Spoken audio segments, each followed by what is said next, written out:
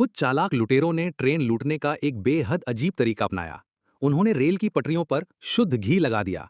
उनका प्लान था कि इससे ट्रेन की पकड़ पटरियों पर कम हो जाएगी और उसी वक्त वो लूट को अंजाम देंगे। एक आदमी, हरिचरण, जो वहीं पास में था, उसे पटरी पर हल्की हलचल महसूस हुई। उसे समझ में आ गया कि ट्रेन आ रही है। वो तुरंत झाड़ियों में छिप गया और मौके का इंतजार करने लगा। जैसे ही ट्रेन घी लगी पटरी पर पहुंची, उसके पहिए फिसलने लगे और रफ्तार धीमी हो गई। बस फिर क्या था, रणवीर, बिलाल, सुल्तान और छोटू तेजी से ट्रेन की ओर दौड़ पड़े। सबसे पहले उन्होंने ड्राइवर श्याम बाबू को बाहर निकाला और फिर एक थैले में भरकर सैकड़ों भौरों को ट्रेन के डिब्बे में फेंक दिया। वहां मौजूद सुरक्षा गार्ड सुरेश को भौरों ने काट लिया।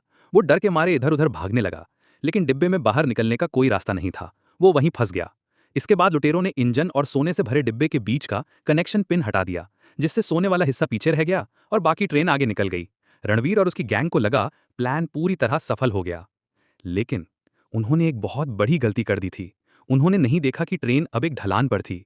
जैसे ही सोने वाला डिब्बा ढलान पर पहुंचा, उसकी रफ्तार खतरनाक हो गई, इतनी तेज कि ब्रेक भी फेल हो गए। अब लुटेरों के पास सोना तो था, लेकिन शायद जिंदगी नहीं बचते।